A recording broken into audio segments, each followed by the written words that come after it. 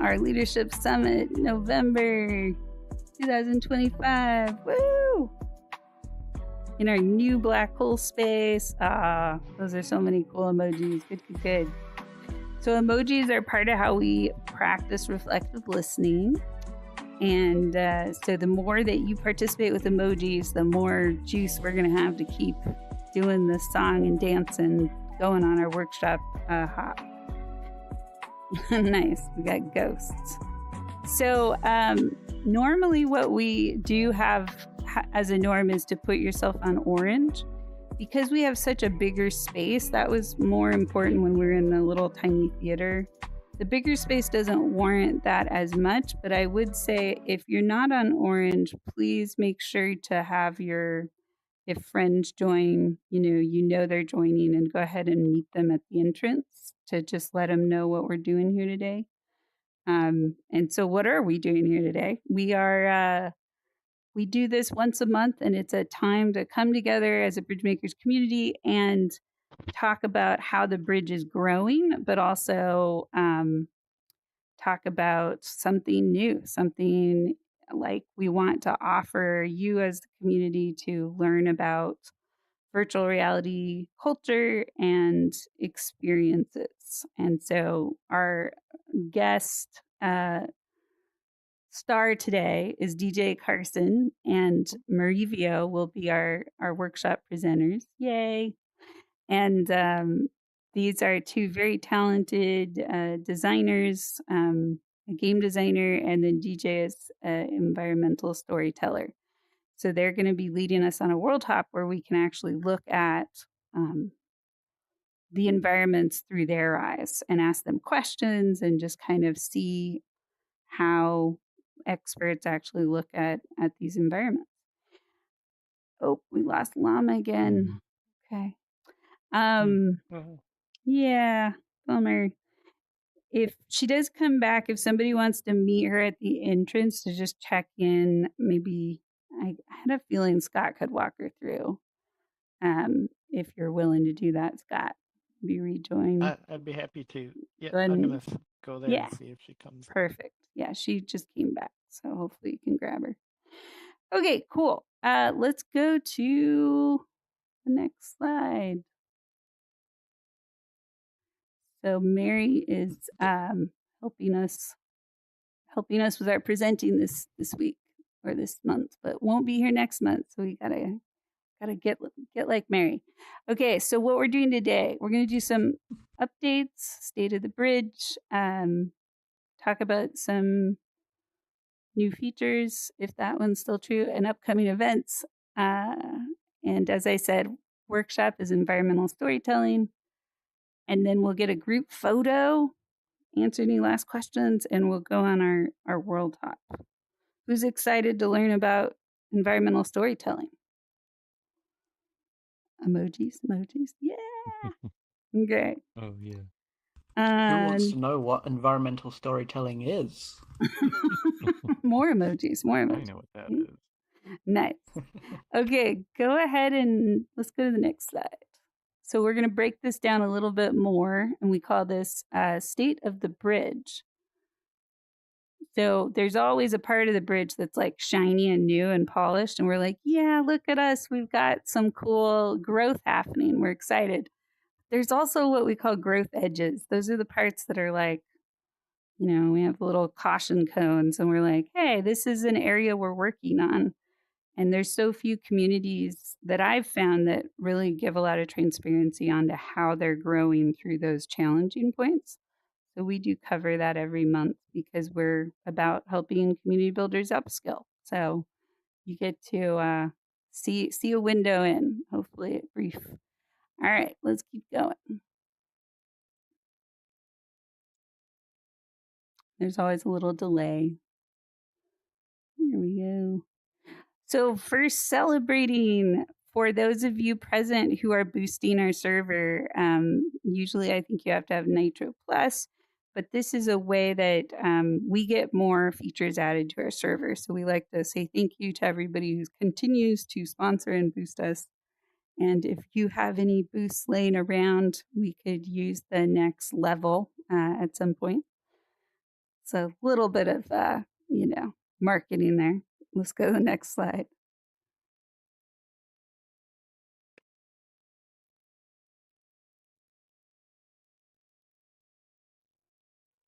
Okay. So this is something maybe you've seen. We do have a channel up that has basically different levels. We're still at the friends level with most communities, but we like to shout out communities that are promoting healthy VR culture. If you know of a VR community, especially VR chat community that really has clear values and are doing something to improve how people relate to each other, like consciously, meaningfully, please help us get in contact with them.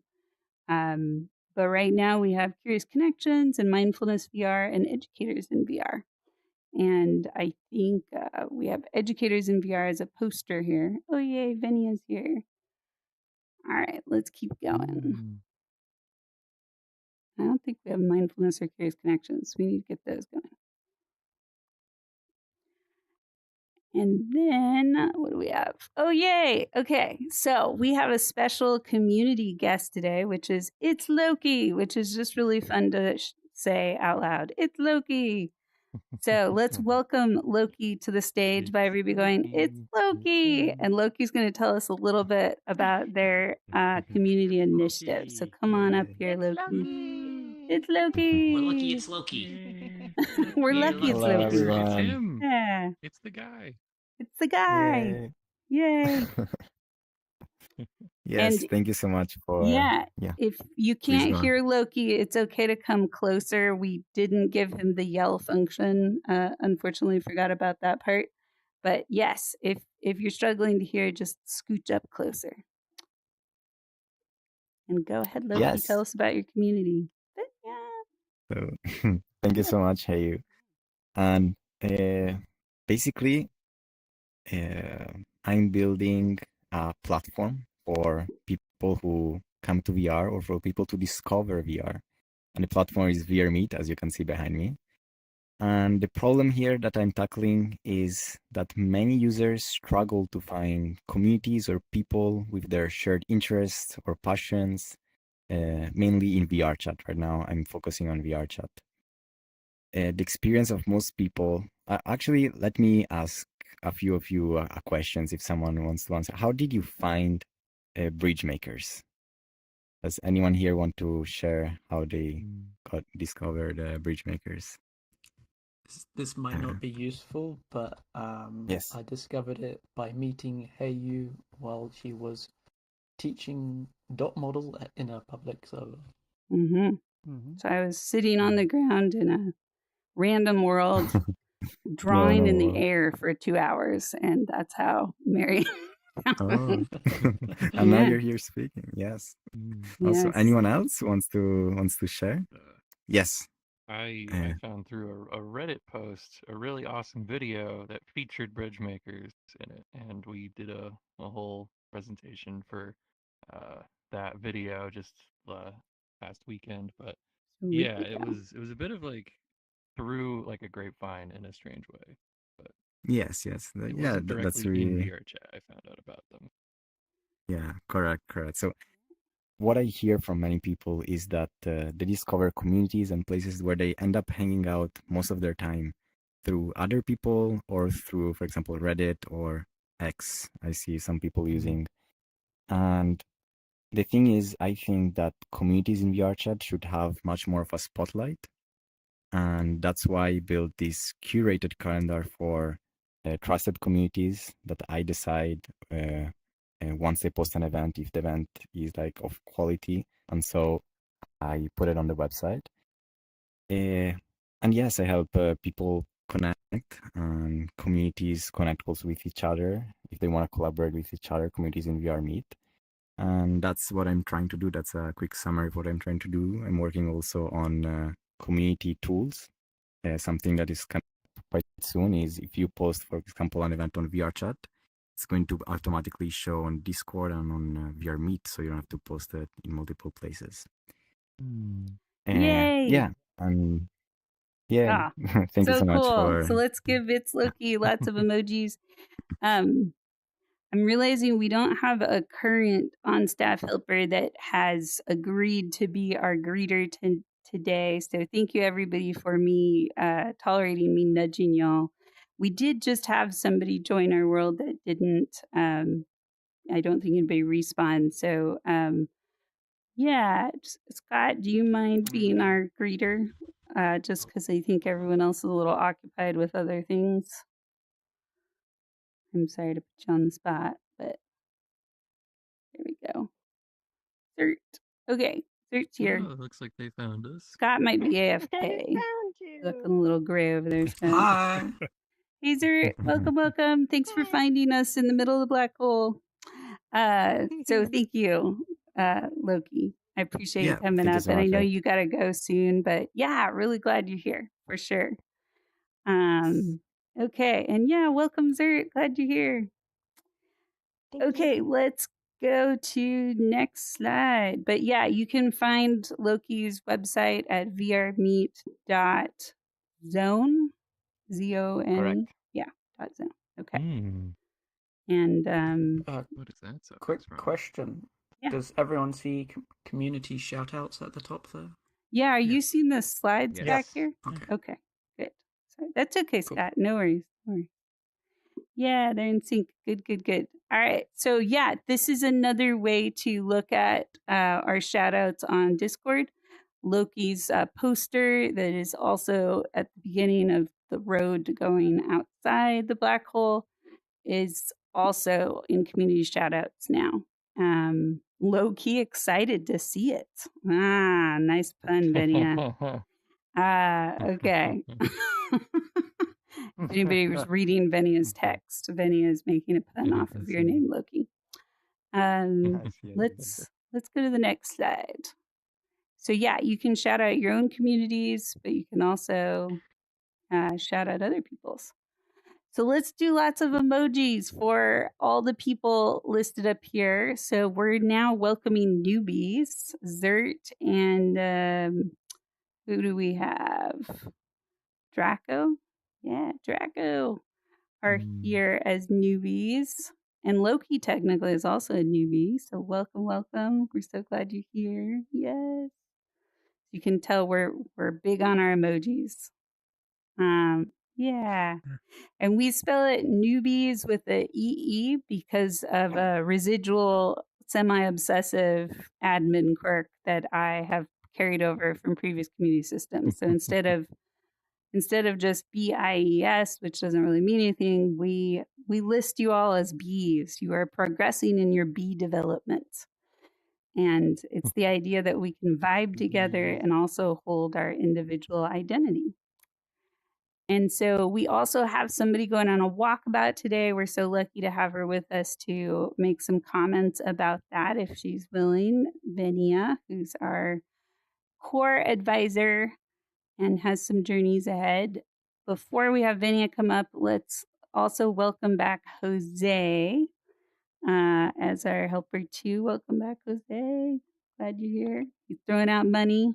He's definitely on a career path. Yeah. And Scott is back as our MB. It was a hot minute, but we're still really glad you're back, Scott. Yeah. Okay. So, Venia, do you want to come up here just for a minute or two and share anything about your walkabout? Didn't have time to throw a celebration together for you, but it's a pause. So Oh, you're fine. Yeah. No worries. I totally get it. Yeah. So it's been a hot minute. With street epistemology, kind of taking a break for a little bit of time.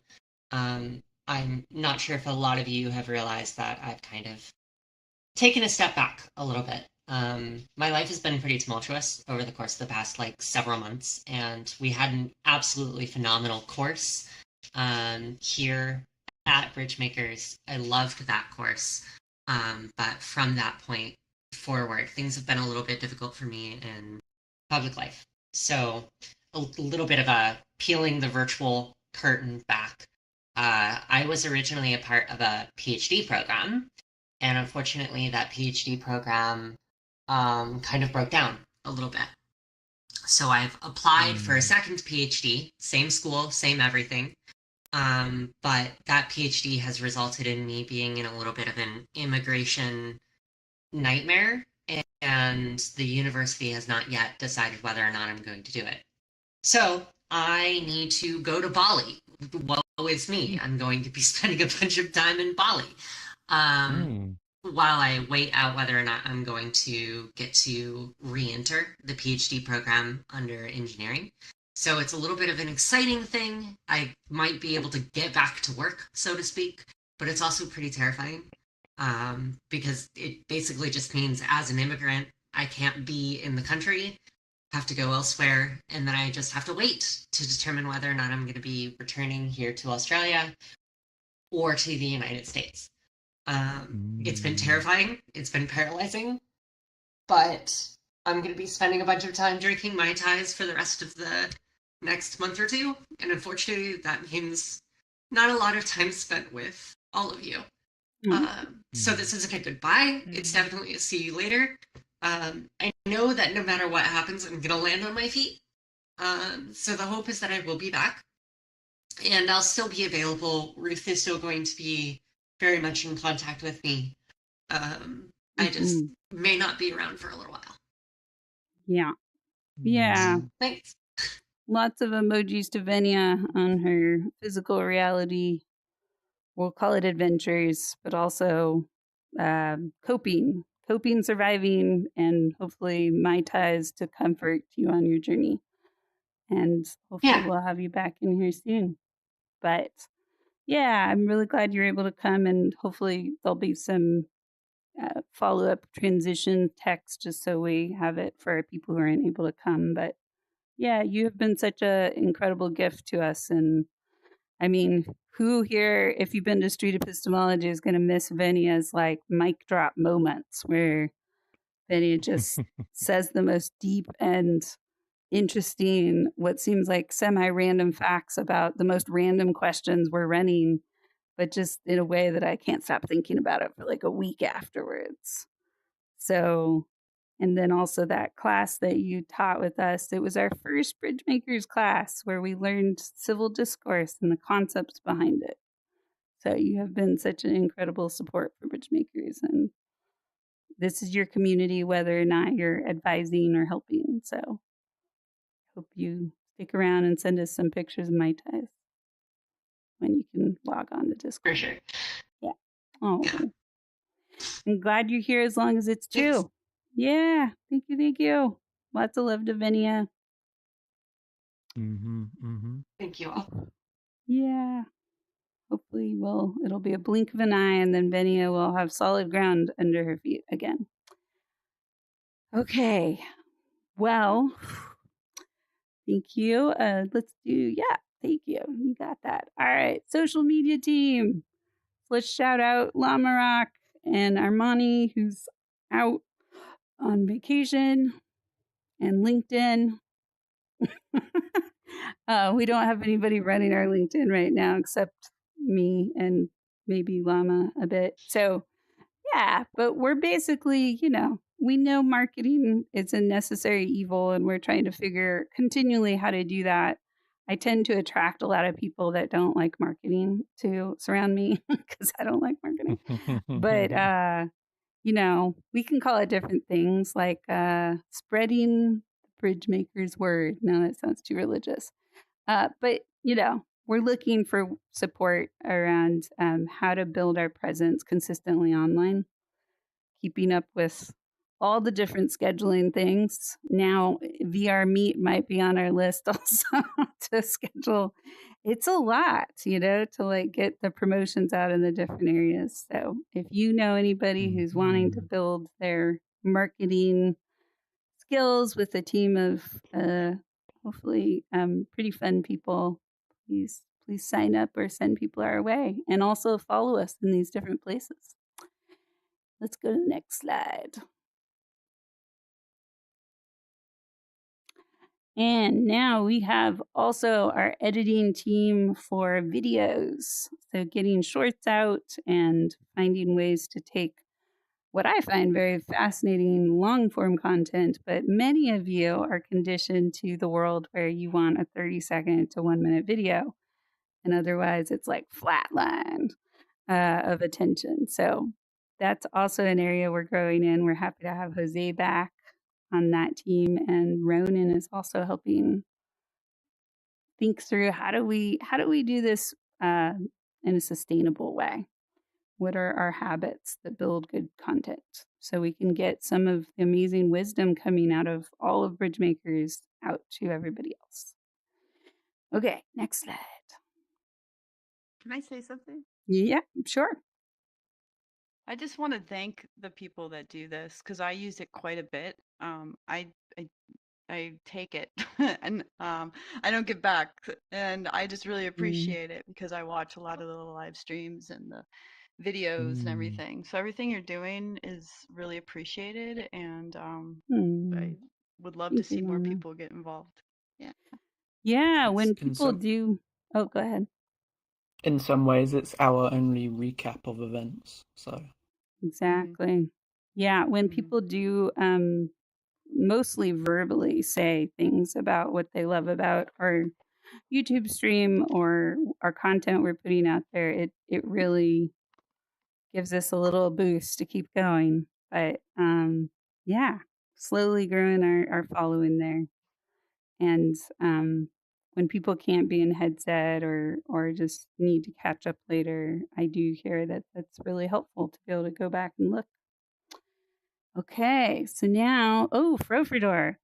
Frofridor is one of our helpers, and he's going to tell us about being a helper. Hey guys, so I'm here to tell you that you can help bridge makers too. You don't have to be like me where you make an entire world in 3 weeks. That's a little extra, but we are looking for people to help come and join us. We're just looking for a little bit of commitment. We're looking for volunteers that can, do whatever they can to help make our community, as great as it currently is. But we're always looking for more help. So we definitely we don't ask for too much, just like 2 to 5 hours a week. That's like, coming by and coming to like a weekly event, and usually they're about 2 hours each, so you're good on that. Participating as audience members, really really great, and you get to come and hang out with all of the cool leaders. So it's it's we're looking for community collaboration. Bridgemakers would not exist without the people that see everything we're doing and decide, I want to be a part of that too. And we have plenty of open spots. It's not like we're drowning in applications at this moment. So we're good to go in that part. Let's see. What else? I'm like reading through the gap in my headset on my monitor in front of me. But yeah, we need people to help support the newbies, as we've talked about before. We want people to come help out and, show them the ropes, show them what Bridgemakers is all about. Every time a new person joins, having someone there to support them is, more of that workload distributed out to all the people that are helping us at this moment. So the more the merrier, absolutely. And yeah. What's your favorite thing about being a helper so far? No, not put you on the spot. Gosh, I think it's like getting like an insight into the inner workings of Bridgemakers, realizing that this is like there's a lot more of a serious mission here than you might realize. I think there's quite a lot of insightful and interesting goals that we are trying to reach for, and they're really ambitious. They're really out there. There's stuff no one else in VR Chat's really doing, and if you want to be a part of that team, it's great to see where you can contribute and to reach out, and we have plenty of openings for things that we need to get done, so there's only so many hands available. And to have your name on it, you get recognition, I think that's my favorite part. Oh, yay. Well, you could imagine in the sky here, Frofridor's name is in the stars because he built this world.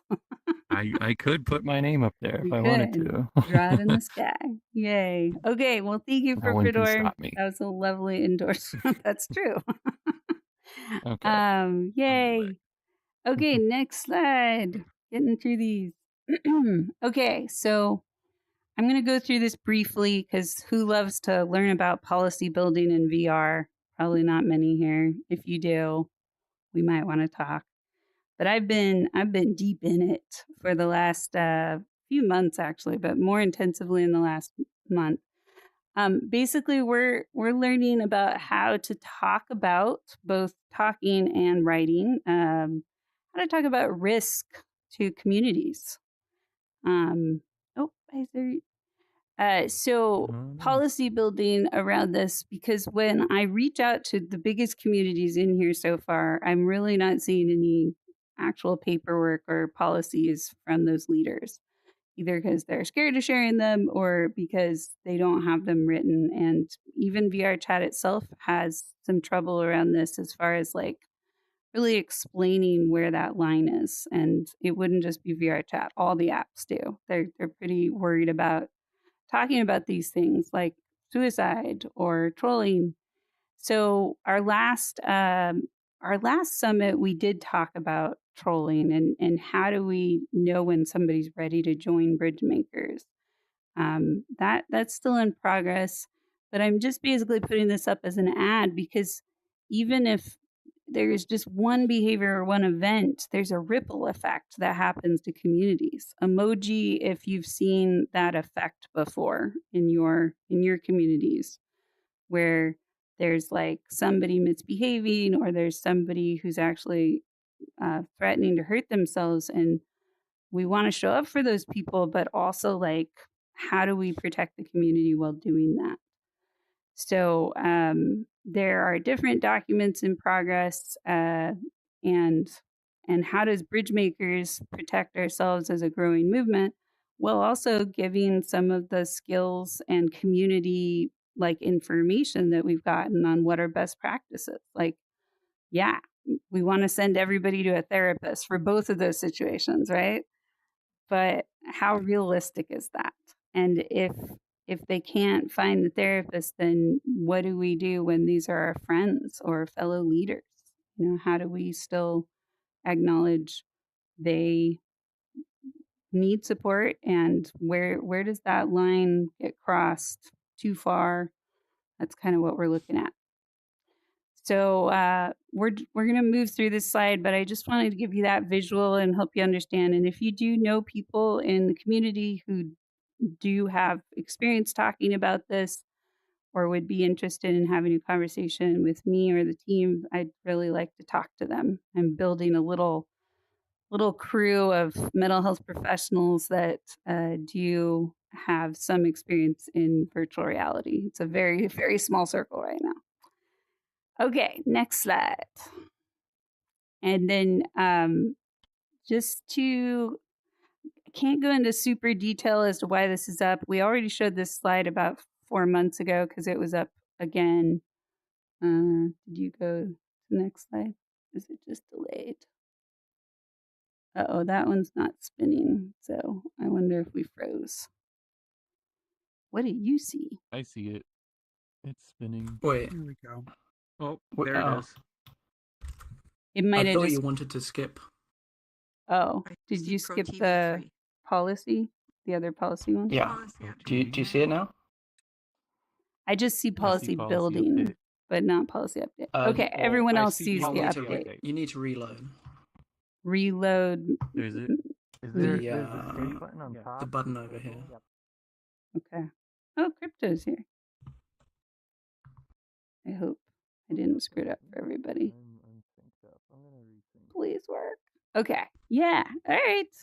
I see it. Does everybody else see it? Policy update. Nope. Yes. Policy Yeah. update. Yes. Okay. Yeah. So it gets weird in VR, you know, there's a whole gradient of things. And the scariest word I think in here is talking about anything pornographic, especially add on to that child.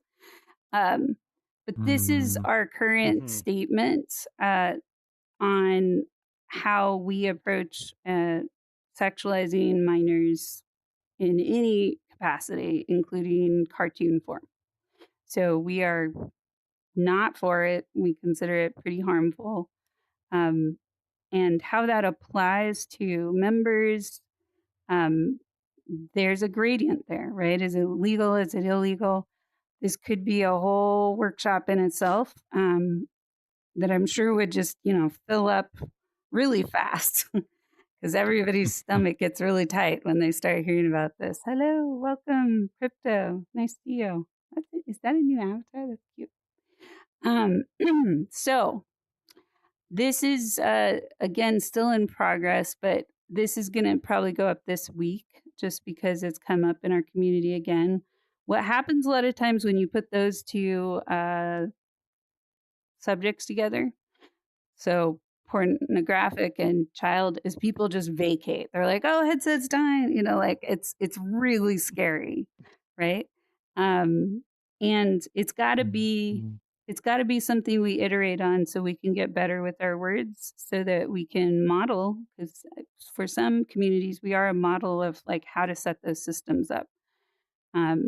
So if you also have information on this and would like to be involved as like a committee of sorts, a community committee on looking at the language, or somebody who would, please let us know.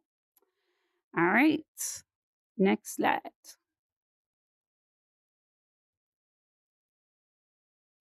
Oh no. Okay, good. Cool. All right, so these are our current events. We have less events than we normally do. We're gearing up to start back in January with by popular demand events that I'll show you on the next slide. But this is what we got going on right now. We've got still Scott's event on our event docket. This is our Mew over in the corner here. Love Letters to Firefly. They have their own world for it. Pretty amazing. Just talking about the TV show Firefly, if you've seen it, and talking about each episode one at a time. What episode are you on now, Scott? We're coming up on Heart of Gold Thursday, which is the second to last episode, and then we got the movie. So I think. Okay, so 3 more weeks of that, probably. Oh, it's almost over. Yeah, almost over. Fox screwed up by canceling it. Yes, and also Hulu canceled it, so I couldn't get the last few episodes. And thankfully, a friend sent me them on a microchip. Oh, all right. So we've got that one. We have Conscious Gaming by JW, where we practice kind of mindfulness while we game for an hour on Discord per week. Pretty fun. And then we've got Community Builder Meetup. Many of you have been to that. We had a really powerful one this last Friday, really delightful, and deep and just lovely. And this is where we talk about pain points. What aches inside of you about building community? And then we also go on a world hop and think about how our worlds either make us feel better or sometimes can make us ache even more at times. Yeah. And then we have our next summit next month. And I don't think we have our topic figured out for that yet. So if you have ideas for workshops, please let us know. Can I say something? Yeah, please. I also have an event on Wednesdays. Is it not up there though? Because it's on Discord. It's not up. Okay, that was what we missed. Yes, thank you, Llama. Hop up here for a second. Tell us about your event. We need to get that up there. I can't move. What's going on? Okay. Okay. Llama. Woo. Cardboard.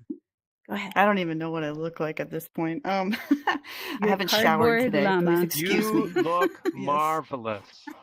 Thank you. Yes. I tried. And you had a cute little hop when you went up there. Oh, thank you. Good It's little hops. Mm-hmm. So I am on Discord, our Discord server on Wednesdays of noon to 1 Pacific time. And it's called the Bridgemakers Study Group, and we're studying all the resources that we have. And so far, it's been a couple of the blogs up on the website. And I've been inviting people to include, send me what you have written or recorded. We can go through that. It's really just a conversation and seeing how we can everybody can use the resources and to fit them, their lives, their community, and just another way of really digging in to see all the gold that we have just kind of in our community already. So that's it. Thank you, Llama. Yeah, and Llama may have seen this. Some of you may have. Bye, Dre. Thanks for coming. But just yesterday, a new resource was posted on the website on how do we clean up when we mess up with boundaries. And somebody says, here's the boundary, and then we move past it. We've got a new little survey form that you can fill out for yourself that actually walks you through the steps of repairing when somebody says, hey, you messed up. It will help you understand how to clean that up. And it'll give you a little copy paste thing at the end that you can send to whoever you stepped a boundary over with. So maybe that'll make it to study group someday soon. Maybe. Okay. Who's excited about boundary cleanups? I don't have a slide for that. I didn't have time, but that was my whole day yesterday. Can we do Pokemon battles? That would be a way to to work at boundary cleanup. Who gets to win as Pokemon? Okay, so one more event to tell you about. Oh, I put the Wednesday thing up. Oh, look, Thank you. it's up. Hey, Ah, Mary's so thanks, fast, quickest to Mary. the draw. Yeah, so let's go back to the next one. Cool. So yeah, we're going to start this new series in January, Festival of Frustration. You're like, what? What is That's Bridgemakers amazing. doing? I know, right?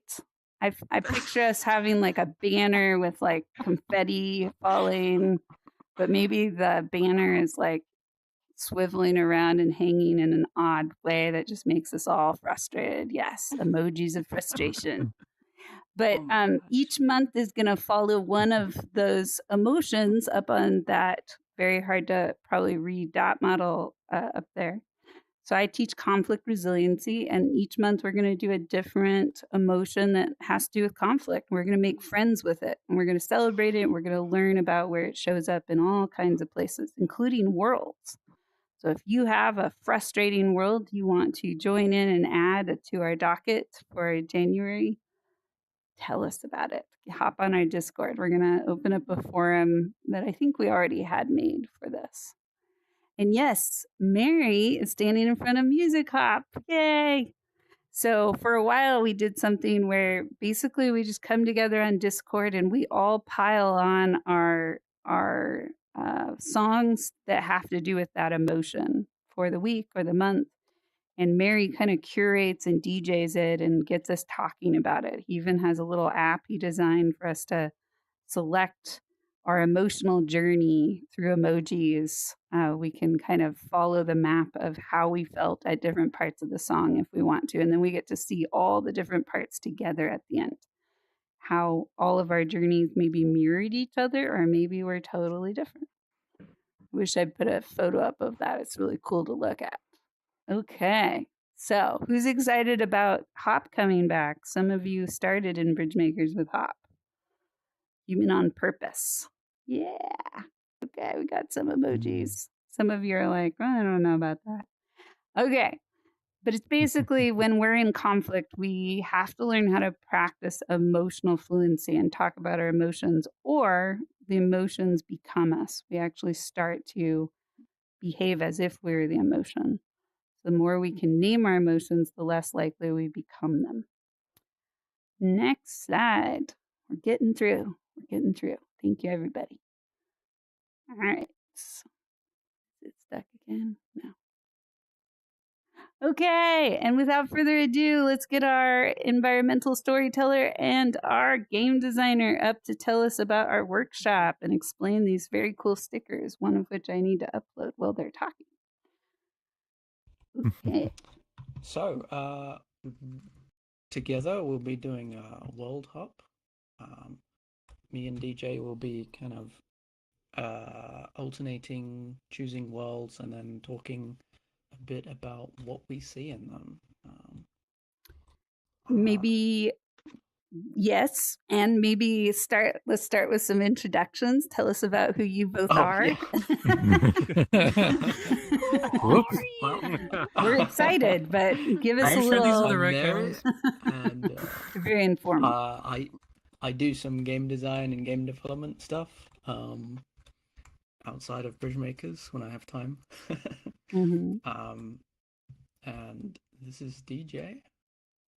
Mm-hmm. I'm DJCarson. My background is most of my career has been designing theme park attractions. I've worked for Disney for years. I continue to work with them as a freelancer, and during the 90s, kind of fell in love with this idea that the principles of environment design that we were using in theme parks could be used in VR as well.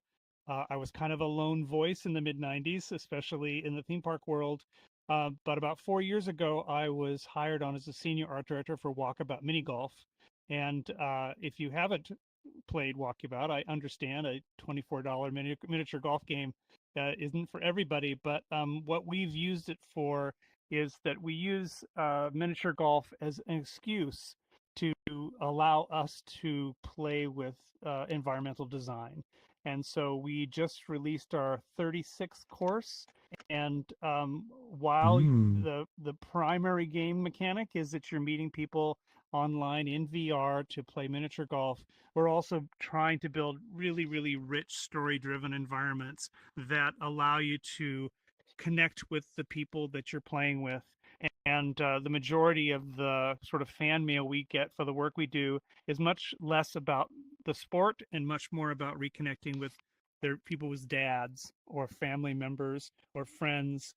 We have people that do the job interviews in Walkabout. We have people have company meetings in Walkabout, never ever picking up a putter during that process. So it's been a great place for me to flex the theme park design arm, and I have a lot of passion behind the potential of VR as a medium for creative self-expression.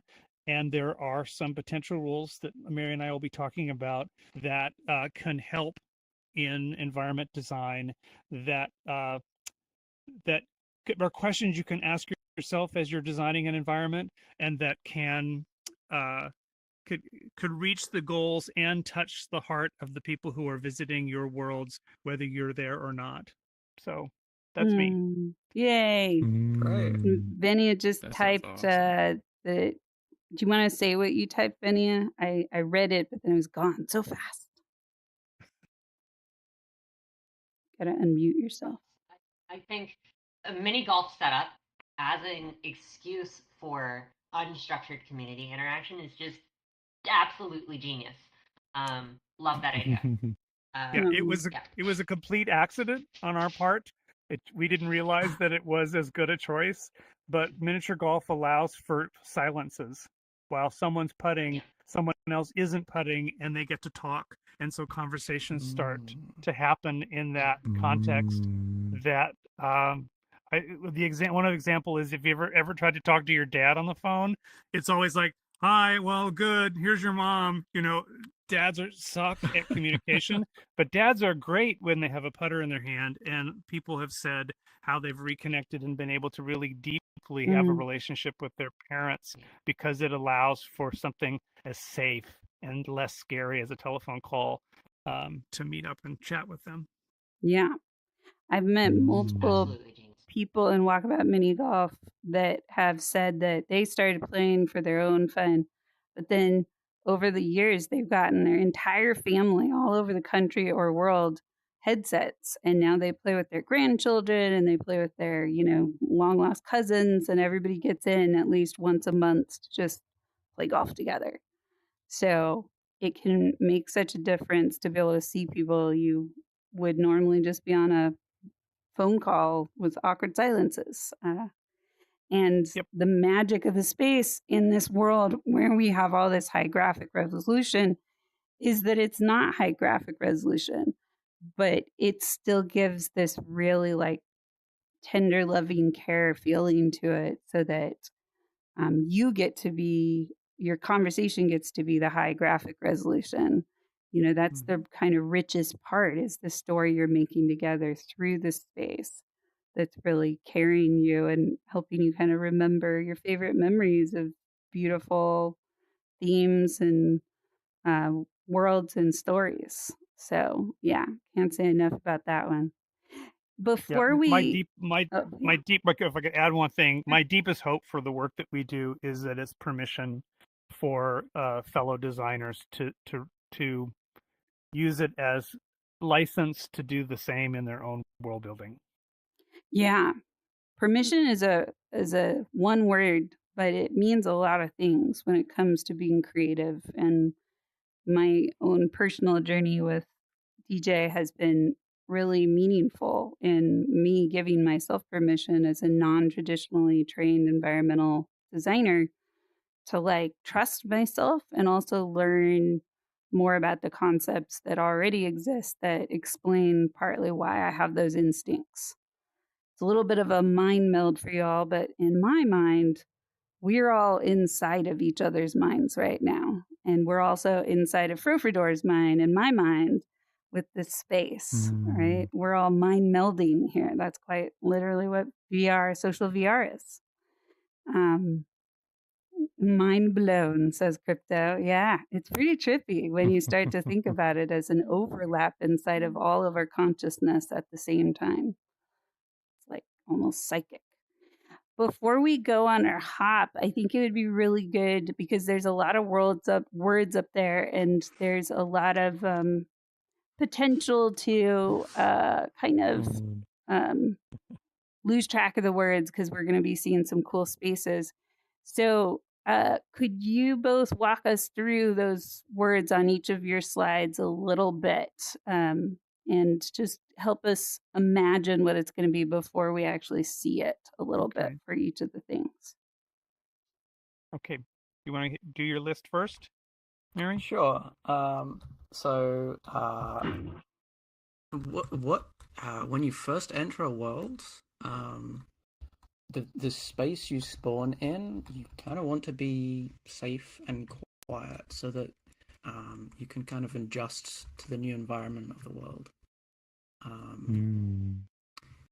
You also, when you're looking for a path to travel throughout the world, you want to be able to trace that path with your eyes first.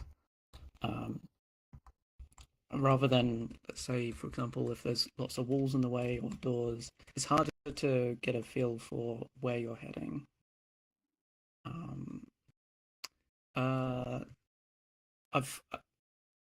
Point 3 originally was just texture, but it's kind of detail in general. When you have like high resolution textures, you want them to be on the things that matter most, as opposed to just general decor or something in the background. Lighting is something we have worked on quite hard in this world in particular. Making like these central points where the lights are focused, and then less focus lighting or more background space in more transitional areas. 5. So we have lots of seating areas in this world, and that helps with diffusing agitators or trolls. Because if they're harassing one space, well, you can just move into another, as one example. I don't know if Heyu has more to share on that. I guess the key words up there that I see that I get really curious about is how would people interpret diffuse agitators? What does that mean to all of you? This is a two-way direction. What's a diffuse agitator? Sounds like a model of what is it? A humidifier machine. But Sounds more like an adjective or a verb. To disable a bomb. Diffuse, yeah. Disable a bomb. I like that. So would a diffuse agitator... Yeah, go ahead. Oh, sorry, agitators are in washing machines. All right. So Oh, right. Exactly. Right. Yeah. I guess, yeah. So Thinking trolls. we're in the core of the washing machine right now, right? The black hole. And so what Is would an be agitator a troll? an agitator, a troll? Could be. Mm-hmm. Yeah. That was Or my Officer. interpretation. yeah. Mm-hmm. So how do we allow people who are feeling trapped either by the agitators or they're just feeling agitated or like agitating? How do we keep making sure people can flow away from that core friction space and not feel like they just walked off the map? They've just fell into a void, right? So, what are good examples of these things is what I just keep looking for. Yep. So, in And the here, last one. oh, yeah. Oh yeah, go on. We have some diffuse agitators even far, far away that Ferfidor put in, which is like we have hangout spots that are hidden around the world. Or if anybody would like to be an agitator right now, we can agitate you to a hidden spot called our troll funnel, our troll R&R, where we will temporarily trap Force you teleport. to have a conversation with you about your agitation. And it's a high up spot in the world and you get to see the view, but also you can't get out of there. Even if you respawn, you would respawn right back in. This is a way that we can kind of pause the agitation to have a new conversation about.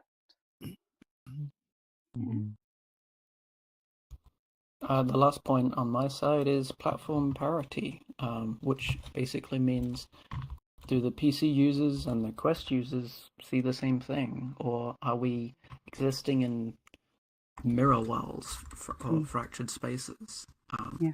When PC users sees this cool thing and decides to sit around it as like a space to hang out, and the Quest user doesn't see anything, there's kind of a disparity there that needs considering. Yeah. If you want to build community space. Mm-hmm. Thank you. That's all very real. Platform parity. So basically, you all know this, but I'm getting more and more of a stickler about this. Anytime a creator makes a decision that is PC only, it's a little bit of a split in how people are going to perceive this space emotionally. So anybody who's a questie who's been in here are going to hear a PC people be like, "Oh my God." And you're like, "Why are you all looking at nothing?" And eventually you just get tired of asking that question. Or people are excited to look a direction, you can't see anything, and you start to glitch out, which is really common. So your headset is starting to make it hard for you to be in VR, and everyone else is so excited about the direction they're looking. So Mary's keeping that principle in mind. All right, Don, your turn. Okay. VR chat allows for the creation of anything. And so to limit anything to be just story driven is a limitation. But if your goal is to create a place that has a narrative, or if a storyline, because the inspiration that caused you to build it and that you want to bring your visitors to your world on a journey, these are sort of things to think about while you're working on it. The first one, visual framing, I might relabel that think cinematically. The theme park business actually came, certainly the Disney theme park business came from the movie industry. And there are ways in which we as humans interact and understand stories that are given to us or served to us. And a lot of that comes from the establishing shot, that when you arrive at a place or at certain points within the sort of progression of experiencing a place, as a designer, is there an opportunity to design that environment so that it starts to tell you about what it's going to be like to experience it, thinking cinematically in the way that you lay out the experience of how you arrive and how you move through a space. The second one, material and shape, I would also call that composition is another way of thinking about it. It's what is it about the way you've laid out the props and the trees and the mountains and the vistas that help better communicate how you want people to interact with it. And I think another word to think about too is expectations, because when you tell someone you're going to take them someplace, or you give them that establishing shot that suggests the world that they're going to enter, they're going to immediately have expectations, and those expectations are going to be based upon all the media they've ever consumed, all the books they've ever read. And so the power you as a designer has when you're designing an environment is to initially meet those expectations. Where it can fall flat is if people arrive with an expectation and then you may fail to actually deliver upon it. It actually can work against the story that you're trying to tell. And part of that same compositional thing is material and shape. What is it about the shapes you're using in the objects and the environments you're building that help reinforce that expectation? Once you've delivered upon the expectation, then you have the opportunity to exceed it, so that once they've gone there, you can do special, delightful things that will surprise them. Like, oh, I was going to go onto a pirate ship. That's so cool. It's so cool to be on a pirate ship. I had no idea that the captain is Santa Claus. So that is an exceeding an expectation or turning it upside down so that you have a brand new experience. In a lot of ways, that kind of delight that comes from exceeding an expectation is very much like when you're playing with a baby and you surprise them and they laugh. Even as adults, when there's a plot twist in the design of a space, that makes it memorable, and it gives you an opportunity to emotionally attach to the space. So alternating change, flow, particulars, familiar, peculiar. Yes, you have absolutely the opportunity to play with people's expectations. Human beings, as physical creatures, we are detectives. Every single moment that we're alive, we're wandering through spaces and asking questions about, how do I relate to this? The world has created standard doors and standard stairs and standard escalators that we know how to interact with because we've interacted with them before. Those work in here as well, so that we know when a door feels too low or a stairs seem too high to step up. So there's an opportunity for us to lead with, let me give you something familiar and safe to interact with. And then I also, as the creator, have the opportunity to then play with that, distort that, make something as simple as stairs or a doorway feel threatening by the scale that I choose to use. The most important thing is you're choosing as the creator to decide how someone's going to feel about interacting with it based upon the fact that they're already a physical being. You're playing with, you're doing things that they could never encounter in the physical world, but they're bringing their physical understanding to this place when they're visiting it. Let's see, color and silhouette, same thing. We have real emotional attachments to color. A lot of that's been trained to us by stop signs are red and blue is cold and green is nature.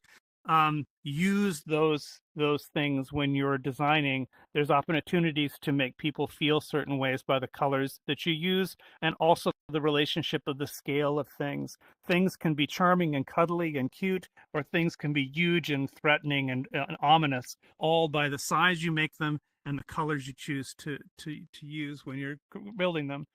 Scale and proximity. Scale is one of the things I'm constantly telling future theme park designers or anybody designing a theme park or a virtual world is bring an avatar in first. Bring a human-sized person in your space first, even when it's a void, because you're creating something that's going to be consumed by another human, and they should be able to relate to it from that scale. Keeping an avatar in the space as you're designing it is keeping it honest about who your audience is, and that it minimizes the unpleasant surprises that can happen when you finally put the headset on, go in there and go, oh, this is way bigger than I thought it was going to be, or oh, everything's way too small. Having that avatar in there and that proximity. And like I said, with color and shape, you can also play with the emotions of your visitors by how you distort the way in which someone the size of a human is encountering the things that you're creating. I think this space is a perfect example of that, in that it is an intimate space where we are visiting, but it's actually quite a vast, almost convention center sized space around us, allowing people to have multiple ways in which to interact with what's happening on stage at any given time. And then clear bookends, arrival mood and exit mood. If you're creating a place that has one consistent mood, that doesn't necessarily apply. It can be enough to have that one mood. But if you are telling a story and there's an opportunity that the way you interact with it is a linear one, I've entered here, I went through these various environments, and I've exited, you have an opportunity to change and make that a journey that has an emotional arc as well as a visual one. And one of the ways you can do that is with the colors you use, and even things are smooth at the beginning and things are pointy at the end. All of those things are in your design toolbox to allow you to have people come to conclusions you wanted them to come to through the use of design, perspective, cinematic progression. All of that stuff is all toys that we get to play with here in VR Chat and other venues for VR. Yay. That's my long-winded That was so good. You list. just ran us through it. Yeah. So Nice. everybody looking at the list, and welcome Taj Asuka, everybody looking at the list up there, pick one thing that you're going to try to spot in the worlds we're going to go to. Because now you get your quiz time, but also your pelter these amazing creators with questions time. And so just think about, like, what do I want to recognize better in the worlds I go to? Also, if you have VR Chat Plus, you can copy the sticker right next to Dawn over here and have this as a souvenir for your world hopping needs. If you want to talk to people about these things when you're looking at them, this is kind of like learning how to speak the language of environment back to people around us, because these are the ingredients that shape how we connect. So, like, I want to learn more about the alternating charges. That's really interesting to me. The familiar and the peculiar, especially. I like those words. So, just let's see.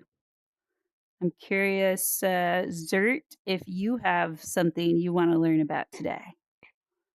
Colin. Scaling. Scaling, yeah. What about Scott? Yeah, I'm curious about scaling too. I kind of always am fascinated by these worlds that are enormous. Yeah. I don't know how you build huge worlds without crashing headsets. Oh, yeah. Said the tiny Mew. I just love that a tiny Mew and a tiny dog are saying, I want to learn about scaling. Give me the big stuff. Quotable quote. Give me the big stuff. All right. Venia, what do you want to learn about today? Yeah, I think for me, the alternating charges is very fascinating to me because of how it plays with expectations violations theory.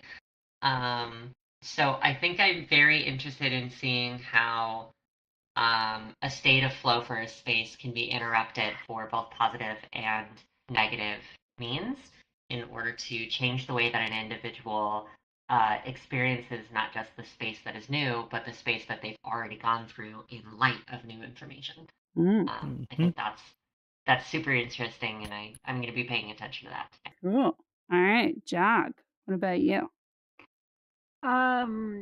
Actually, number 4 on both sides, color and lighting. I think they kind of go together, and it's something that I pay a lot of attention to in real life, both in natural spaces and built environments. So I want to be observing that more closely, color and light. Yay. And Taj Asuka's here. Welcome, Taj. Honored to have you. What do you want to learn about today? I think the same as what Venia pointed out, the alternating charges, the flow, fear, familiar, peculiar. I don't know. I feel like the worlds that I built are, if they're a dish, they're one flavor. And I kind of want to explore something more playful or having things that are interesting and, just explorable, more on the game design thing. Like, if we look on the right side, I want to learn all of that, basically, on the game design side. Nice. Because Yay. there's a lot of new worlds that came out that are really fun, and I look at that, I'm thinking, why can't I do stuff like that? I want to learn how to do stuff like that more. Yeah. Build the But yeah. journey. Yay. All right, Llama, what do you want to learn about today? So I really like the word book because I like books, and also I'm thinking about how I can use bookends in physical reality with my dog, and just how important it is to monitor her mood when we arrive somewhere, wherever it is, playgroup or a class, and then when we exit, how different it is. And so I'm wondering what that looks like in VR for Worlds. Yay. Environmental design for young puppies. Okay. Ronan, what's your goal? For environmental design, I have to admit I look at color, silhouette, match the mood. Really, for the most part, I'm very interested in the color palettes that are used in a world and whether or not they're kind of either harmonious or meant to be disruptive. And sometimes, are they high scale or trying to be realistic, or are they trying to be a limited palette so that it becomes a simpler? Yep, harmony and dissonance. Absolutely, Mary. Absolutely. Yay. Well, there will be all kinds of examples of that. What about you, Jose? Probably number 2 on game design. I want to see if the designer laid out the path before me, and it's obvious to see with my eyes first. Yeah, those are good. And Draco? For the number 4, the lighting is see how it can be used to like really focus person in the right spot to focus on specific elements and also the right mood for the lighting too. Lovely. Yeah, we got like the spotlight on the chairs up there, even though we're down here. But for the other event, that worked well. Yeah, Silent, what's your focus today? Probably on the storytelling, and specifically like I do like the alternating. I've heard that stated slightly differently, but the kind of alternating positive negative stuff. Yeah. How do we get ourselves activated enough to stay awake and enjoy the space? Profiter. I'm interested in learning more about the meaning behind the worlds. The details listed under game design, I think, it's broad, but it's integral. It's figuring out what is the intention of the designer. What did they want you to experience? As much as the environmental storytelling is the building blocks of that. Well, how does it all come together? So that's what I'm interested in. Yay.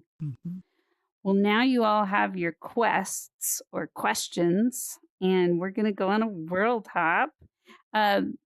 I did put this one sticker out, but Ronan, were you able to upload the other sticker? I've actually uploaded both, so I think I'm fine that way. Do you want to drop your other sticker down here next to Mary so people can grab the stickers if anybody has VR Chat Plus? Oh, sure. Put it on a pedestal next to stickers? Mary. How do you grab from far away? Okay, got it. Okay. You need to be on VR Chat Plus to grab them.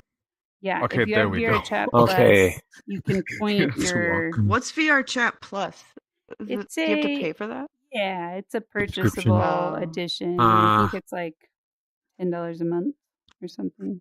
Oh wow. And I The game and design if I pedestal. don't have But Public. basically, anybody who does have those stickers can come with us on the journey and put Oops. them down when you're having conversations together about like what you're seeing as a little guide. Is going like, is this what we saw?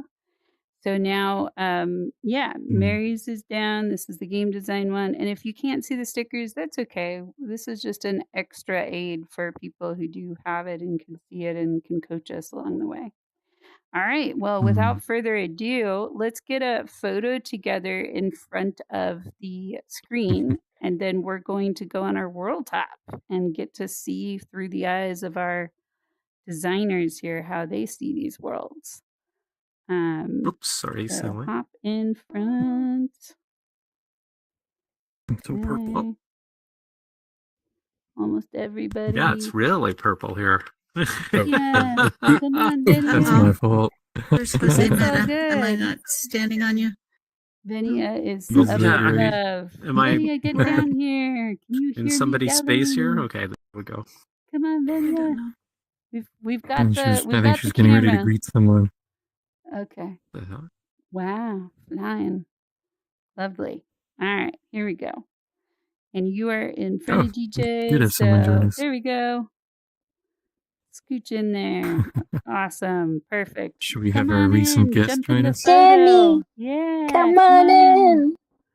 Jenny's like, what am I joining? What are we doing? Danny, Oh, Danny! Come on, Danny! Come on down Danny. Mary, here! can you switch the slide to the November? Come on! Come on in, Denny. Come on in, Danny! Denny's What do you shy. mean? It is November. Oh, Hello! I see it as still Can you- the environmental storytelling thing. You have to go Danny. click reload. I I gotta guess. go. Okay, Hi. you're Oh, back. right. Hold your amazing thoughts of world building. Hold the. Okay, yeah. Hold, There's hold, a hold. big reload button on the top of the screen too. Yeah. You don't have. Oh Oh. yeah. wake me Forgot up about. Okay, when here we go. November Here we go. ends. All right, emojis for November 2025 summit. We're about to go on an adventure. Yay! Emoji. Yay! Lots of Thumbs up. I emojis. agree with this. Emoji. Okay, Emo, so emo, emo, we're G, gonna G, have. G, G. I love your enthusiasm, Zuri. All right, we're gonna have a world off now. So Mary and DJ are gonna take turns dropping worlds. Keep Okay. your hands in the bus at all times. And I'm kidding because we can't. But Oh boy. stay close to everybody as we go, so you can keep your eyes on where we're at. Because we're gonna hop through maybe about 6 worlds here in about 40 minutes. So yes, I would own. Go, I'd Mary. go worlds on the Magic School Bus. So yes, I got the frizzle energy. That's right. How many do you have? Like probably 2, I think. Okay. We're sticking Shall- to quest friendly, correct? Yes. Yes. Yes. Question. Shall Okay. we actually start with this one? Which one? The hell one? Are we going to go to hell? No, this one. Where we? Oh, where my we're world? in, The one we're in. The one Oh, we're in. well, that's The one probably we're an in. idea. Yeah. Okay. Sure. Tell Alright. us the I'm gonna get wisdom to Shall of we this all world. Shall we all like respawn and then We'll like, look at it from there. Oh, okay. Does everybody know how to respawn? Okay, bye. No. Oh yeah. Okay. Oh, Yes. Respawning. Respawn. Everybody respawn. These are good tools to know. All right. Yay. Okay. The Dolly elephant. Yes, I just love it. Mm-hmm. And is the troll room inside the elephant, or it just has a view It of the is. elephant? I can't remember. It's It is. inside. Inside it, isn't it? It is. Dolly Yeah. approves. So Kind of one, talking about Elephant expectation makes- violations theory. Like, we now have an initial expectation that if you can see it, you can be there. But the violation is you don't want to be there because it's got a troll room in it. So it's like, yeah, I want to go visit it. And then you learn, oh, you have to break rules to go. Yeah, but That would make me It want to has do a, it more. it has a pop machine, and we can we've Yeah. got like potato chips. It's always good. One might feel be like I should have put a concerned vending then machine in if there. the intrinsic reward value is not to break Oh. rules in the world and you get They have rewarded, to keep but the the trolls extrinsic fed, not value starve is to them to visit death. a new place, then now we've kind of got an issue, because now it's like incentivized to figure out how to get into the troll room, because it's Oh the secret, gosh, right? this is a different So that's a conversation. concern. Oh, Let's- Piggy. That is a good Well, point, though. intrinsic versus extrinsic value. It's a good point, yeah. I'm sorry, Oh my I'll stop. But I love like, it. I love So- it's how community That is a clashes good with game point. design. Yes. It's a very good point. So let's- when Maybe you there talk should about be There's a also another reward aspect. space like the old chill room and the soapstone, and you go to the elephant's head, but if you're bad, you go to the butt. Oh yeah.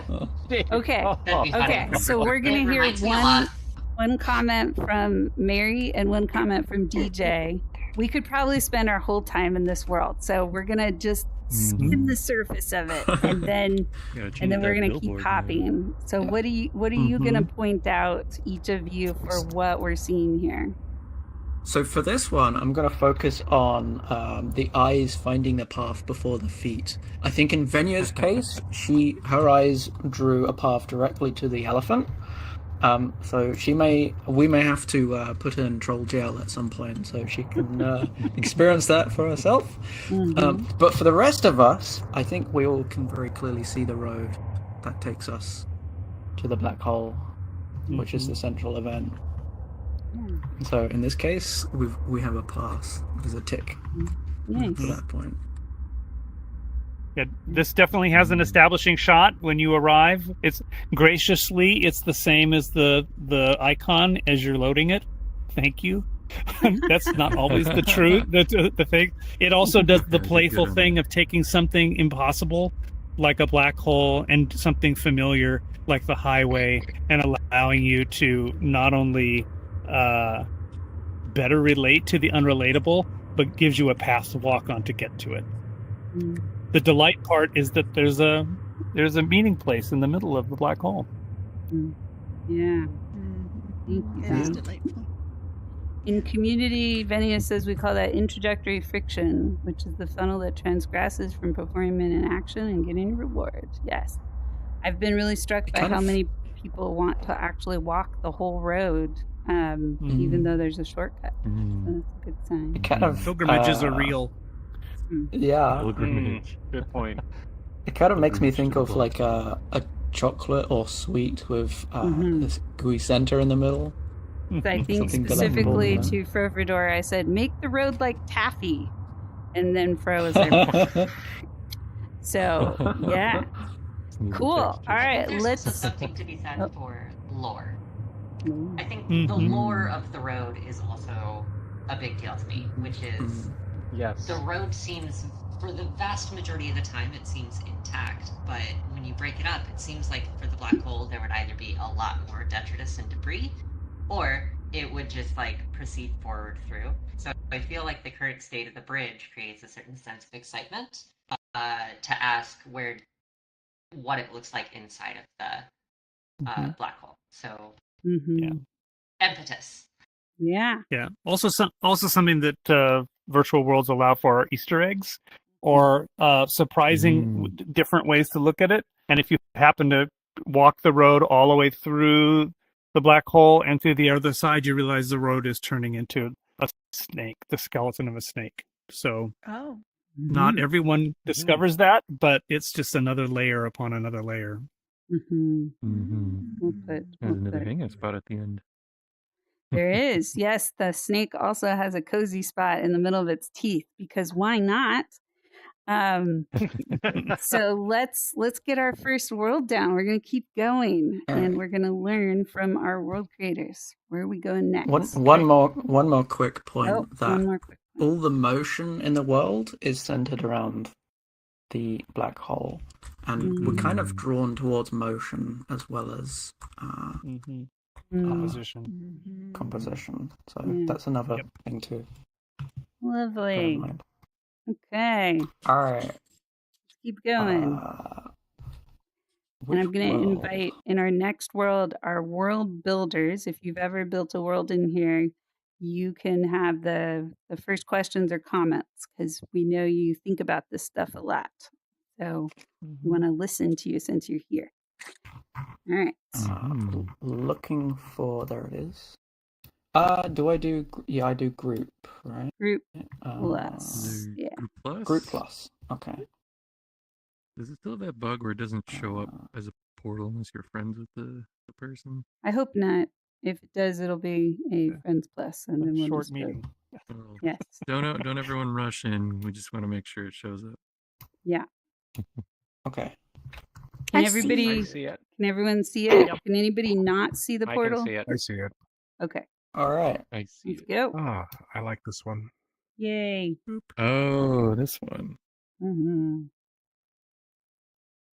How are you doing, Molly? I'm okay. Okay. The dog is attacking. Oh gosh. Okay.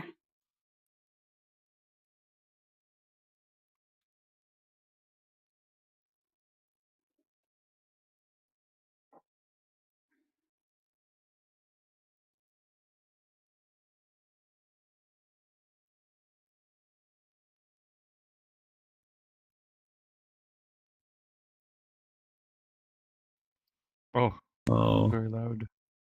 Turn it down a So little. gorgeous. Did anyone else here get missed forest level immediately? no, Just not this the is just bees. the missed forest That's level. The Like you bees. show up and you're like, okay, where are the levers? Oh, sorry. It is somewhat loud in here when you come in. That is true. Let's I don't like how everyone find- spawns on each other. It's yeah. That's most worlds. I really hate that. Yeah, It is I tough. really don't like that. Yeah.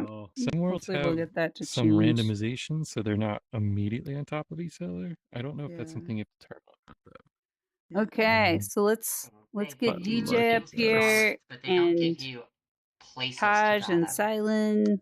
If you're here, That's a good point. Frofridor can all listen to the super experienced world builders. All right. The wisdom. Quick question. Why did I choose this particular spot as opposed to that one there for us to discuss? As opposed to this one over here? This It one feels like as a civil opposed to... discourse question. As Oh, opposed to wow. this Okay. one. The tree blocks the vision of everyone. If Have Yes. you seen? Because, yeah. Yeah. Have you seen the other round Because- space, Mary? It's a civil discourse question. Yeah. Oh, I love it. You talking about that one over there? or- Yeah. It's got a really good round table for this, so we can all stand together. If we All want. right. Oh, for let's llama? switch to that one then. Okay. This reminds me of the Amazon when I was there. Desire Getting lines. my feet wet. Oh yeah, this is a good space. You're right. Yeah, these shoes are not waterproof. Good call. I'm adding this to the Civil Discourse Virtual Worlds group. This is Yeah. fantastic. Thank you for giving me this. Shout out to Volka's a Volka. member of Bridge Makers. Oh, yeah. Now, He's great. I would, as a next version of this, potentially, I would like a light that kind of illuminates this a little bit more. A little bit harder to... I mean, I noticed that one right away because it's kind of straight ahead and well lit, whereas this one's kind of tucked away a little bit more. Yeah. But yeah, DJ, what are your thoughts on this? Well, my emphasis was story driven and linear storytelling. It's also completely acceptable that a place have a beat and aspire to a mood, especially one that touches on nature and things and not contradict the environment that it's and the mood that it's trying to create.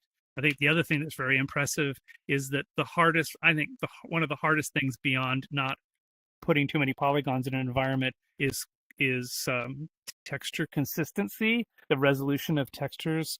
I think probably the many more worlds have curious choices when it comes to texture use, where I've used a rock texture, but it's it's a gig, and I've also used this wood texture, which is only 128 by 128.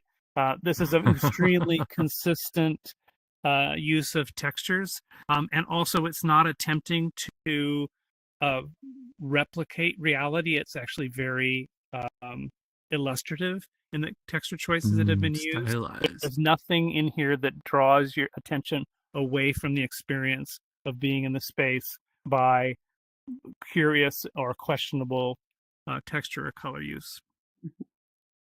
Yeah. I also want to draw your attention to trying to think about the polygon counts, and we've got like some pretty good texture resolution around here. But then if you look outside the focal points, at the rocks, at the boundaries where it gets dark, you've got like low polygons and low textures going on. So the detail is where the focus is. Which is always an important balance. If you're staring at the rocks, then the environment that you're supposed to be paying attention to is failing. Yeah.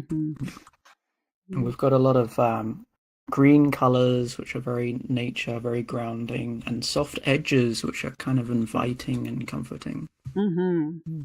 Lovely. Okay, one word observations from our world creators first, and then we're gonna go the next world because we have like 6 of them and we only have 20 minutes left. Okay, how much are the coaches at IKEA? That's not one word, but that's funny. Okay, Taja Suga, do you want to point something out? One word of what you're seeing here, and Silent and Fro will ask you next. Soft, Soft. gentle. The feeling that this place gives. Yeah. And Silent, do you have one word? It's a nook. It's a nook. I like that. All right, and Fro. Feels like I discovered a little cozy secret. It's just like a little hidden away thing that I feel like I wasn't supposed to find, but it's great. It's like a little Hey.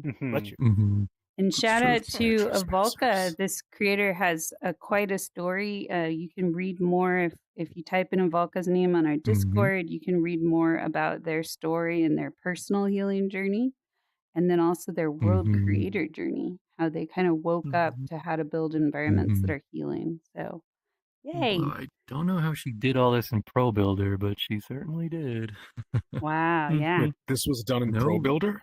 No Blender was used here, apparently. What? And I'm like, how did you deal with that? Oh my god. How the heck? Yeah, Avalka is a wizardess of not just worlds but avatars. So if you ever get a chance or you'd like to meet them as a world creator, we'll probably have her come do a workshop too. She wants to. She's not the Outer Wilds avatar, right? Yeah, Outer she's all about Wilds. Trying to Outer remember. Wilds. Yeah, Great. yeah, you're remembering. That is the person I She remember. has the symbol on her chest. on a Okay, couple DJ. We had a big discussion about it. Okay, am I loading? Load the world. Or And you go to have our it. next one. Which one would you like? No.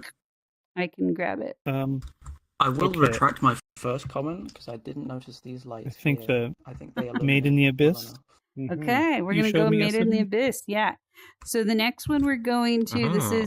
this is a yellow school bus moment, as in we're gonna be on a giant tight pit. path, and so please Don't fall in. Yeah, and just also, know that when you spawn in, you're going to be spawning in on other people. So just gently make room for people because that can be kind of intense to have everybody's bodies inside of everybody's bodies. But it's a forward and backwards path, so you can go backwards if you want to give people room. And let's hop. This place is so beautiful. Let's go check this one out. DJ is our announcer this time. You been to this one, Silent? Okay.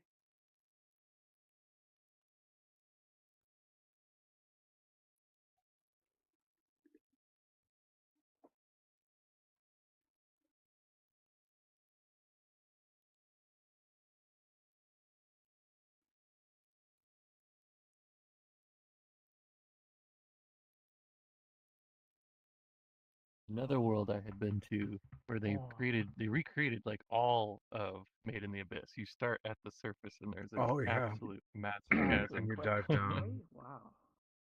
So is this based on a Oh. game? Is this a game It's environment? Oh, Oh, hi, sorry. wow. I am in a Oh, no, tangle right no, now that's because all my stuff Made is in out of the Abyss. battery. Oh Because I've been no. in VR for hours. Oh, okay. No Oh, worries. wow. Yeah. I'm glad to hear. Jose, that's cheating. Jose, Railing. stop Oh, flying around. anybody, if you're You're a wondering, cheater. You said there'd no be railing. continuity.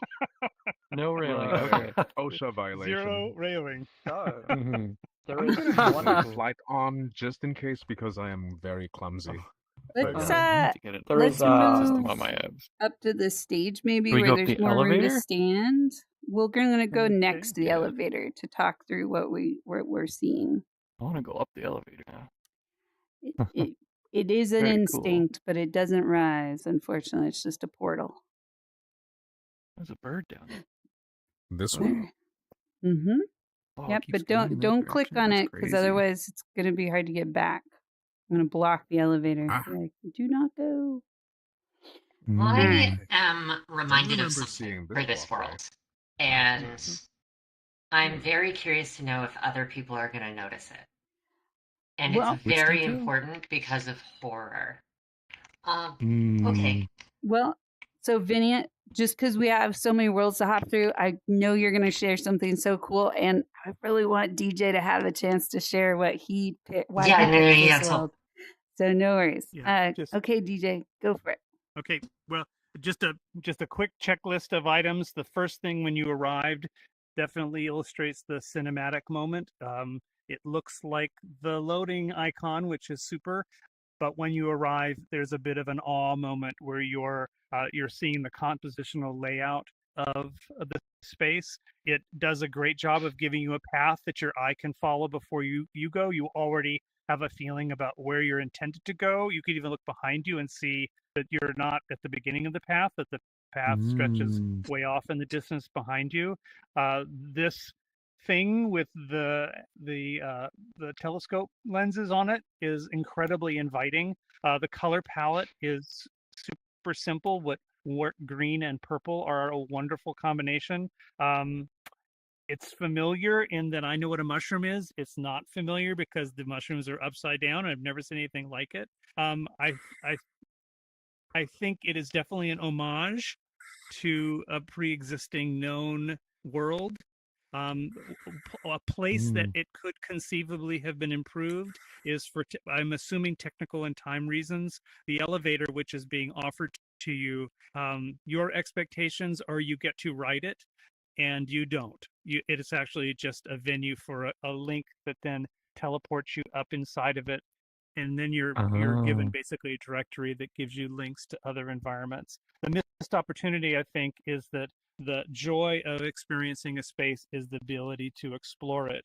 And although links work, they cheat you as an adventurer of being able to map the interior of a space or of a landscape and traverse it, whether it's on your feet or through mechanical devices like the elevator. Wow. Yeah. There's something creepy about the music too. Yeah, Mary, what do you have any comments on that? I will say this kind of fills the first point on my list, which is the arrival space should feel safe. It definitely did not feel safe. No. So, it's without like taking away from what the general experience is meant to be. Maybe just some barriers around that initial spawn point, even if they're invisible.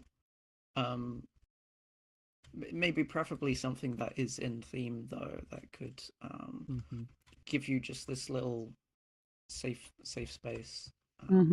Agree. Even just along the bridge. Yeah. But I'm also wondering if this purple cloud affair might actually trigger something like thalassophobia, which is fear of deep water, in fact. Because part of the fear of deep water is not being able to see what's below you. And Interesting. This kind of obscures where you're actually going to end up if you do fall down. Mm-hmm. Yeah, yeah. There's definitely a way that what is adventurous to some of us as a flow world could turn into a fear world. Oh. I do have a note from somebody who tried to join with us that they can't get in here and they just keep spawning back to their home space. So I'm not sure what's going on, but we are missing a couple of people from the leap. So I'm wondering if we're good to go to the next space, and so hopefully they can join on us there. Astral is here. Astral's Oh, here. and I see Cool. Scott's got stuck in the void below us. Oh my. Poor Scott. He's Okay. fell down to the next layer. Yeah. There there he was is. one thing I wanted to point out. It's kind of a wonderful element and principle of design that's used most frequently in horror, which is never endless expanse can be denoted in the incomplete, and we have like this like wonderful inversion where the fog suggests that this is infinite expanse, but when you look at the platforms suggest that gravity is normal. The mushrooms do not. And when you look up, you see all of the lines disappearing into an infinite nothing, which gives you the sense that this space is significantly larger than it actually probably is. And it kind of creates like a certain level of fear tendency. So I wanted to offer a props on creating that really wonderful illusion. This place seems like it is completely endless and mysterious, and you're not exactly sure whether or not there is even an end to the environment you're in. Absolutely. Very, very good world. Okay, we're gonna go to the next world. Mary, which world are we going So to? the next one on my list is actually another fear world.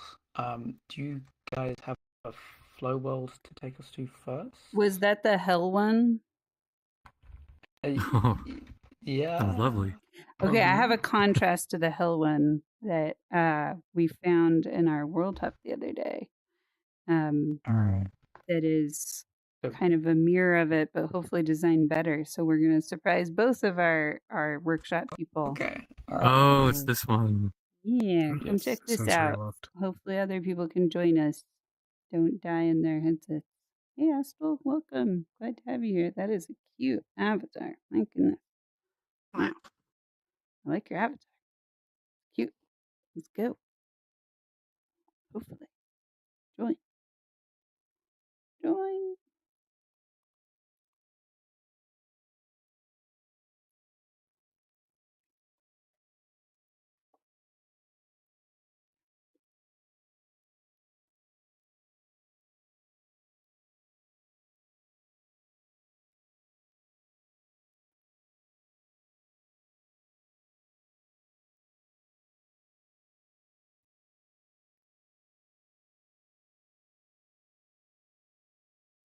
Oh, this one. Yes. Okay. Wow. This is overwhelming. I also think this is a fear world. Oh, okay. So, I like the jelly. Wow. At least the carpet isn't sticky. Nice. So this is going to be contrasted to the next world we go to, but as far as like the reason that I brought us here is that it is designed at a scale that is actually for our size. We don't have to hunch or feel like we don't fit in any of the spaces in these rooms. And yet it still has a lot of the color and the other things we saw in the other space. As a liminal place we're in, there's all kinds of things you can explore, but it's a way for people to sensorily reset themselves if they're getting really activated. Take me to church. So what are DJ and Mary noticing? There's a kind of dissonance that I'm feeling because, well, in spite of the darkness in this environment, which is sort of a down downtime kind of vibe. The colors themselves are very vibrant, dark but vibrant. So the vibrancy is kind of the opposite of that. That's more of an uptime thing. So there's a kind of strange, clash with the coloring with that, which is interesting. DJ. I don't have a whole lot of positive things to say. But yeah, it doesn't follow probably anything on my list. I think that in the world of VR chat, there is a category that is hangout place, and the hangout places often have the same kind of motivation as real world Instagrammable pop-ups, where you get the feeling there's lots of environments for you to hang and get selfies with your friends, and I think this is probably very successful at delivering upon that. But that's the first thing I feel when I arrive is, this is a smorgasbord as opposed to a place. Interesting. Okay. I agree. Different kind of hill, but still not the It's a purgatory. It's not complete it's hell. the path of purgatory. Okay. That's right. Right. It's Good. variety. And I think it succeeds in that. Yeah. And as another point that is teleports you. Another point that is missing is right. Another victim. Okay, so the observation what just happened, why people are laughing, is Taj went to grab the ball and he grabbed the door instead, and he teleported to Did you another hear me room. scream? We didn't, but yes. Oh no, I'm wearing a dog avatar and I chase the ball, of course. Me I'm too.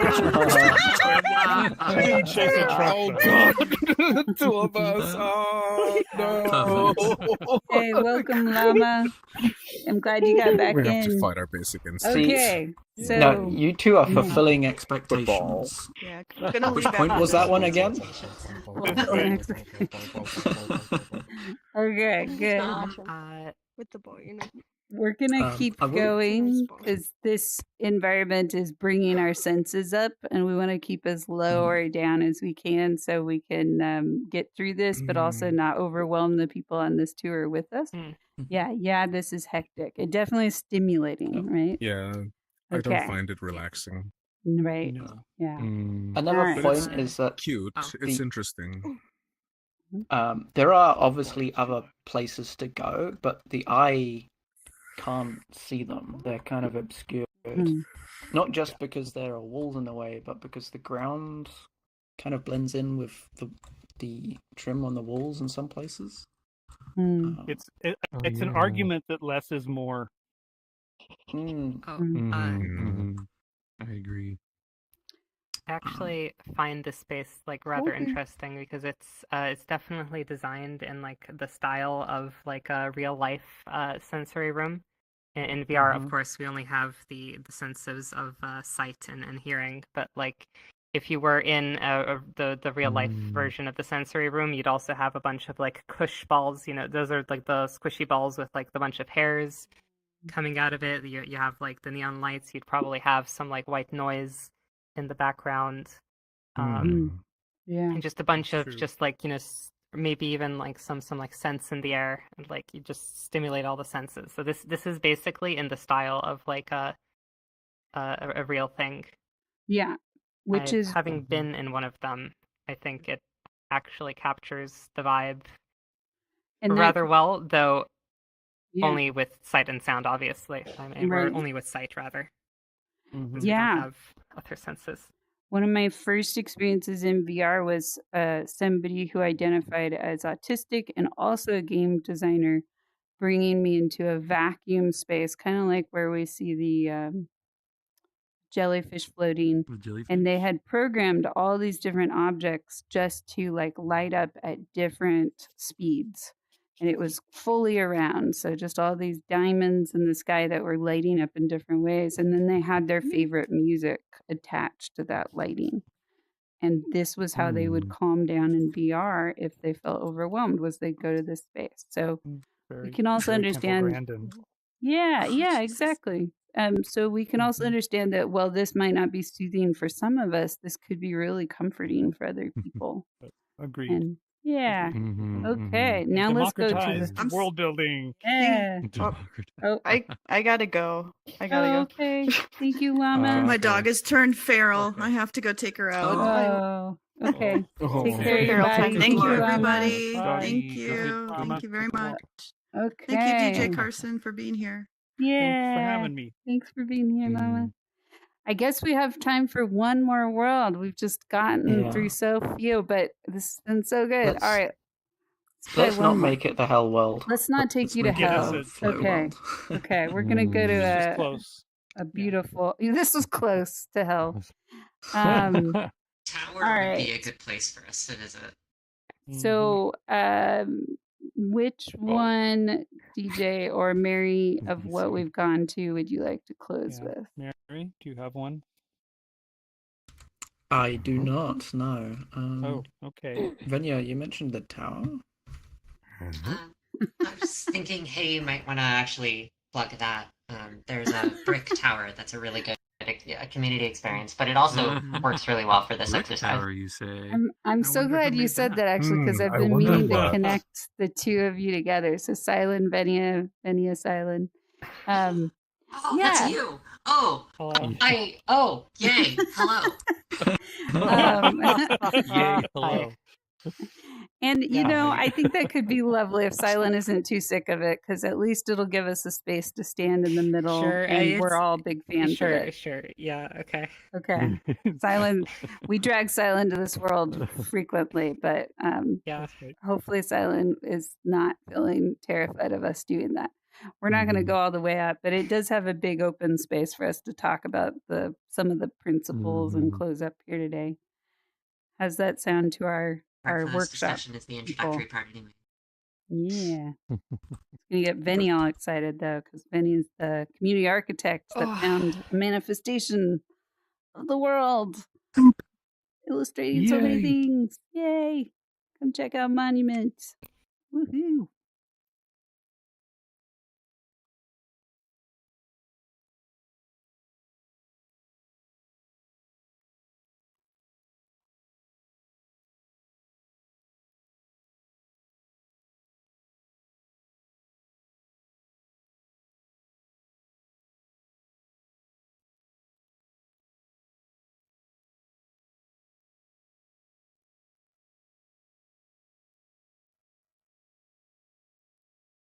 Smiley face. Yeah. Oh my god, it's so big now. After being trapped in that cube, yeah. Really want to know how the brick algorithm works. Venny is going to kidnap Silent over to the side, but everybody else, let's come this way. After the thing, but not, not now. Let's come to the tower. Tower? Yeah, we could also go to the tent. The tent would be a fun little cozy spot to. I don't know if the tent will fit all in. of us, but we can try. We can try. Yeah, we can try. I am contorted into a ball right now, but I'll do my best. Contorted into a ball. All right. Man, it must have been wild being like one of the first people here ever, and then like coming back and just going like, "Oh my god, I was one of the first." I got to meet some of those people. All right, so Mary and Dawn, you have the floor. We're all going to listen to you talk about this world, and I'm going to drop your stickers so anybody can look at them while you're talking. All right. Okay. The eyes are definitely drawn to the tower. Big monument in the middle. And we can, in fact, rub half straight to it so we know where we're walking. Yeah. What about you, Don? So, emotionally, I have some wonderful memories of having experienced exactly, I think, what you've designed for me to experience, which was the path up to the top And then that realization as the bricks were magically appearing that those represented other humans in a place that I couldn't see, that was a big surprise for me. I agree with Mary that the arrival is does exactly what it needs to do, which is it points to the most important thing in the environment. I think if there was an opportunity for one more layer, is that I am drawn to the nomadic tribal culture that created the tent, and I would love some breadcrumbs or some smoking gun that helps me understand how the two relate to each other beyond I'm imagining in the imagination of the designer, even if it was so much as there was some sense that they worshipped blocks, or that there was a reason for them to be here, and their relationship to both the crafting of the blocks and bringing it up. I think that the world survives fine without any of that. It's just another opportunity to add depth to the lore by suggesting that the construction and the nomadicness of the characters are less backdrop and more integral to your experience. So adding some breadcrumbs kind of hints to the story of the people who are here. So you are known for your knocked over chair. Yeah. So this is like the knocked That's over right. chair. Where's the knocked over chair? Cushion in this case. But it's when I arrive at a place, I want to know what the place is, and this delivers upon that. And I want to understand my relationship to the place, and that's discovered through the figuring out how to make the blocks, and then going up the top. The next layer is what's the lore of the world that allows this to happen, and I think it could be added with a handful of props. That's it. Yay. And Silent, I want to give you the chance to talk because you are the creator. How is it to hear this or think about this world that way? That is a very interesting thought, and I actually agree with all of it. Though I will say, I guess there purposefully isn't. I guess the second layer was like part of like the original design, and I purposefully excluded it because at the end of the day, like I don't actually know why we're building the tower, as I just made the world, so at the end of the day, so so you remove the story so everybody else tells their stories. Yeah. I was, I guess, intentionally removed. Yeah. Yeah. Beautiful. After the concept thing, I guess. That's so cool. I like that the storyteller had it for themselves to follow the pattern, but then they stripped it out at the end, which creates a vacuum for the rest of us. We all have to be the answer to that, and we get to feel restless and uncomfortable about it and make our own stories up. Yeah, and so Venia wrote, the beauty is it's stripped down to the pro-social architecture, leaving interaction unstructured. So for a walkabout mini golf course, this might not have the full enough story to comfort people so they can just look at the ground. But for it doesn't need it. It's just an opportunity to potentially add it. Yeah. As an example, one of our courses is based on the Lost City of El Dorado, and one can't build El Dorado without the elephant being in the room of genocide and the lust for gold. So we included the skeleton of a conquistador, but a temple stone has collapsed on top of the skeleton as it's reaching for a gold mask that's outside of its reach. That's the only storytelling we did, but it was just enough. That one little vignette was enough to satiate that elephant in the room, and also it became something for people to discover and talk about. I remember that skeleton. I brought everybody to see the dead body in Walkabout Mini Golf. That's right. So and it's also funny. It's also a funny There's gag. some comedy. Right, exactly. So it's a very serious topic done in a very silly way. So I feel like I just all put a plate in front of each of you that had all these steaming, amazing dishes. And then I was like, only one bite. Okay, stop. And now we have to close our workshop. But out of just a show of emojis, first of all, let's thank Merivio and DJCarson for doing our workshop today. And then secondly, I will ask y'all a question. So I want you to have your emojis out so you can answer this question. So thank you both. It's been so fun getting this workshop created. And DJ is one of our advisors for Bridgemakers. And so we are hoping this will be the beginning of a series of some kind that we can start to co-create. Who here would be interested in going on a once a month world hop with DJ and other guests that are like helping us understand our environmental design and would like to be on that journey with some really experienced people? A show of emojis. I see some. I see hands raising in the air. Yeah. Okay, good. Actually, can we do it once a week? That'd be great. Once a week? Absolutely. And we need helpers who can lead these things and schedule them and build the workshops out. But yes. And anybody who has Walkabout, I'm open to having one of those in Walkabout. Yeah, we could go on a field trip. I'm able to unlock all of the worlds, and we can talk about the choices that were made design-wise for the environment. Well, let's get a final photograph, maybe all crowded in or on the tent as a gratitude to Silent for us jumping in your world again. We keep using it for different things. We're like, and then there's this. Yes. Okay.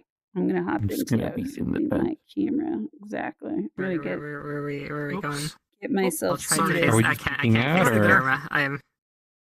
I'm in the wrong place again. What the heck? Here we go. I'm a scorpion. Stuck looking at the floor. Oh, well. Silence all, and I'm not. Okay. Oh, look at that beautiful group. Oh my God. You're all. Oh no, your face is in the tent. Then you need to step out a little bit. There we go. There we go. There we go. Okay. I think we got it. All right. Well, thank you, DJ need, and like, scorpion claws Merivio. in Let's this get our channel. emojis out. And we're going to say goodbye to our viewing audience. Emojis. That's a wave. Goodbye.